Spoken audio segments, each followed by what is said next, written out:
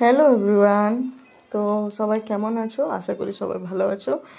তো তার আগে জানাই এমডি ফ্যামিলি লাইফস্টাইলে সবাইকে স্বাগত জানাই। তো ছোট্ট একটা ভিডিও তোমাদের সাথে শেয়ার করলাম, আমি কাজ থেকে এলে কি করি। তো চলো তোমাদের সাথে শেয়ার করি, ভিডিওটা দেখতে থাকো তোমরা। তো দেখো, প্রথম তো এলাম, প্রথম মতলব আমি যেখানে কাজ করি সেখান থেকে আমার পিউরিফায়ার মতলব আরোর যে ফিল্টারের জলটা মেলে, তো আমি সেটা নিয়ে আসি, কারণ সারাদিন খাই তো ঘরে এসে আর নলের জলটা পছন্দ হয় না, তো সেই জন্য সেখান থেকে নিয়ে আসি। মানে অনেক টাইম ধরে তো মানে আমার বর নিয়ে আসে, তো আমি আজকে ওর নাইট ডিউটি ছিল, তো সেই জন্য আমি নিয়ে এলাম জলটা। তো মতলব কিছু করার নেই, দুজনকে মিলে কাজকর্ম করে নিতে হয়, দুজনই তো থাকি, আর কার উপরে ভরসা করবো। তো দেখো, এসেই জল ড্রামটা রেখে চলে গেলাম, ডাইরেক্ট দরজাটা খুললাম, মতলব জানালার দরজাটা, কেন সারাদিন বন্ধ থাকে গরমের ভেতরে। তো তারপরে এই যে তো সোজা জানলা খুলে একটু মাথাটা উপরের দিকে বেঁধে, সারাদিন বাঁধা থাকে তো এলে একটু লুজ করে বেঁধে চলে গেলাম চান করতে। তো চান করে এসে দেখি এদিকে ছেলে আম নিয়ে বসে বলছে, মা কেটে দাও। তো আমি বললাম দাঁড়া, আমি কেটে দিচ্ছি। তো আমি ওকে কেটে দিয়ে তারপরে এই যে ডিউটি থেকে এসে ব্যাগপত্র ওইগুলো কী সামান নিয়ে যাই রেখে দিলাম। তারপর ব্যাগটা রেখে দিলাম যে যার জায়গায়। তো তারপরে এলে তো একে একটু আদর করতে হয়, আমার ঘরের মিনি। তো এসে করলে বসে যাবে, ওকে একটু আদর না করলে তব তক ও মতলব ছেড়ে যায় না। তো তারপর দেখো, ছেলে তো আমার আম খাচ্ছে, তো বিড়ালকেও একটু আদর করে দিয়েছিলাম। তো তারপরে ওকে আমি বলছি, তুই আমটা একটু আস্তে আস্তে খা। তো বলছে, মা এত মিষ্টি লাগছে, আমাকে খুব ভালো লাগছে। তো তারপর সোজা চলে গেলাম, জলের ড্রামটা এনে রেখে দিয়েছিলাম, ওটাকে জলের ডব্বার ভেতর উবড় করে দেবো, কারণ ওখান থেকে নল চালু করে জল খেতে হয়। তো এদিকে টাম কেটে রেখেছিলাম, সেগুলো পরিষ্কার করতে গেলাম।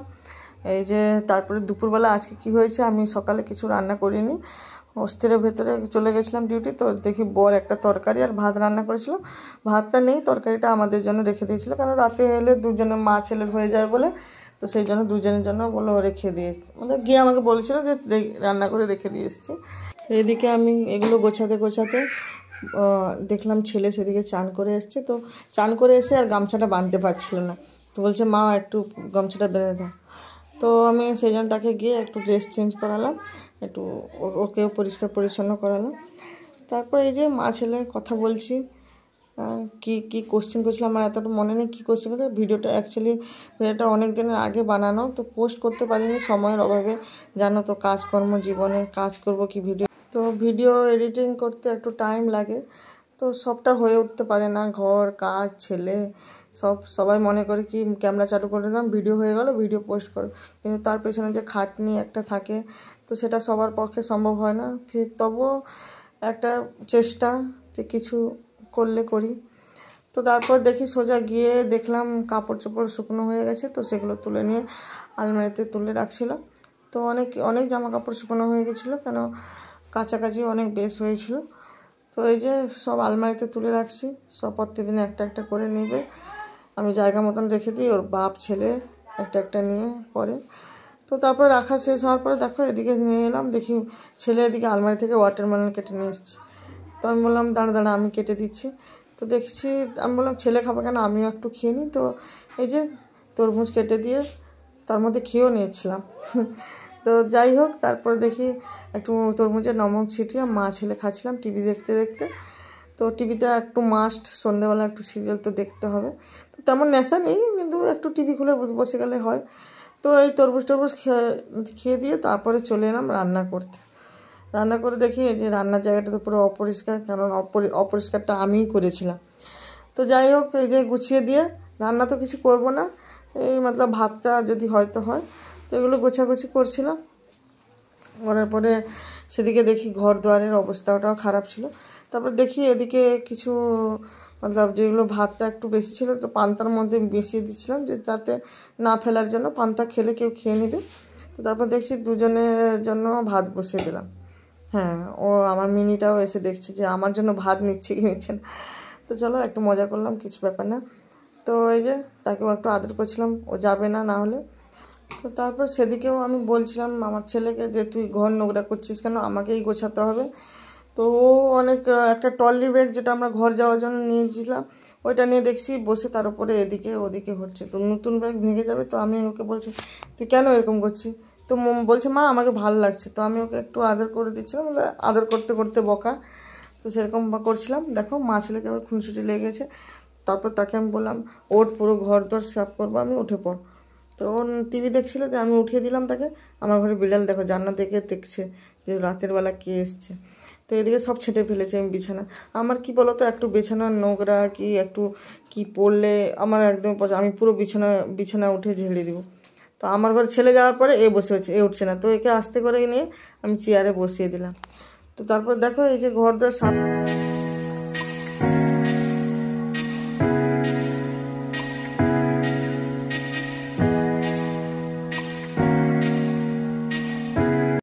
তো দেখো তারপরে নিয়ে নিয়েছি হাতের ঝাড়ু, দেখেছো হাতের ঝাড়ু নিয়ে ক্যালমাটা।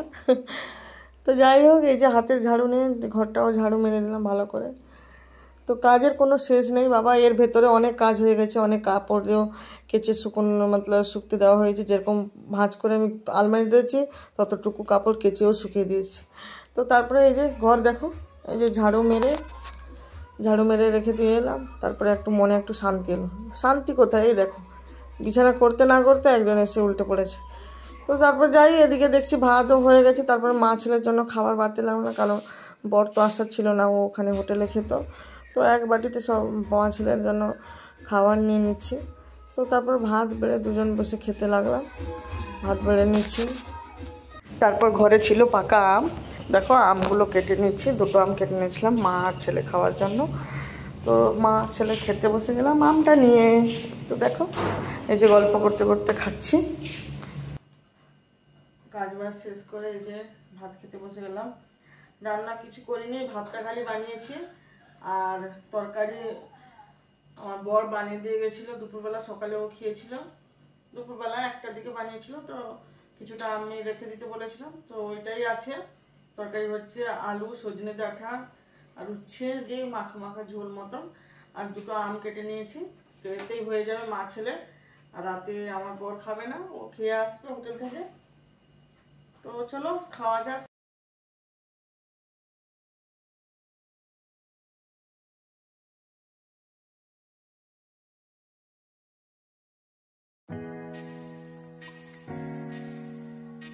আমি খেয়ে নিলাম, ছেলে খেয়ে নিল।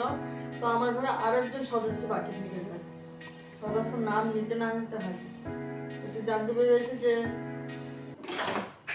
মা আর ভাই খেয়ে নিতে হয় না, এবার আমার খাবার আসে। তো তার জন্য ভাত বানাতে হয় আমাদের সাথে।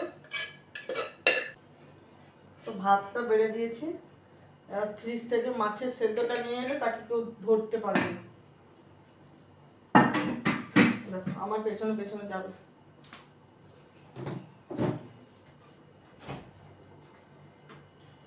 আমি যেখানে যেখানে যাবে ওইখানে ওইখানে ও আসে।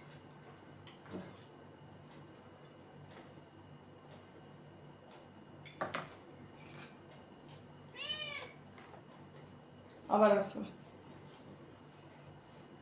মাছের সেদ্ধ ভাতের সাথে গুনিয়ে। কি হলো আয় নিচে নাম, তুই আগে নিচে নাম, আগে নিচে নাম, না হলে খেতে দিব না। তুই উপরে কেন উঠেছিস?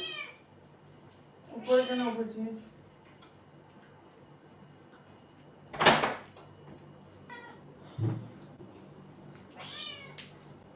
দেখো এখানে এখানে আরেকজন শুয়ে আছে, ওর বন্ধু।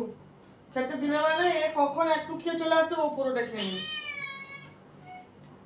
কি হলো? এই বিলের ডাকে কিরকম দেখ বাবা, বাঁশির মতো। ভিডিও আমার আওয়াজ শুনলে সব লোক পড়ে যায় না।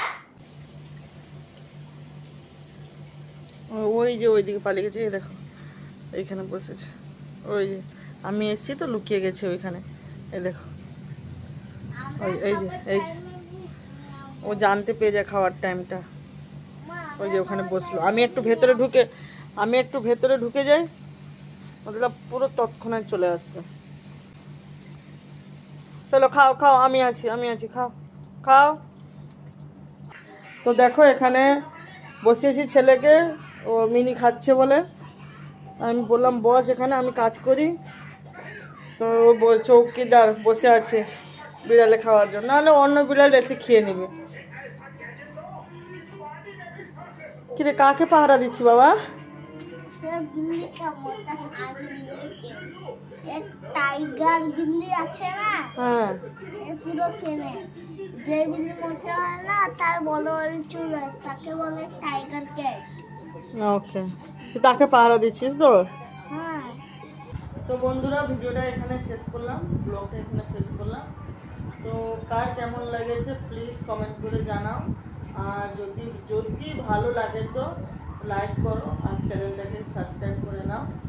তো আর ভিডিও ভাইরাল করে দাও আর শেয়ার भी করো। তো চলো বাই বাই, টাটা, দেখা হচ্ছে আবার একটা নতুন একটা ভিডিওতে। সবাইকে শুভরাত্রি। শুভরাত্রি বলে দেবো, good night. So good night. তো চলো টাটা।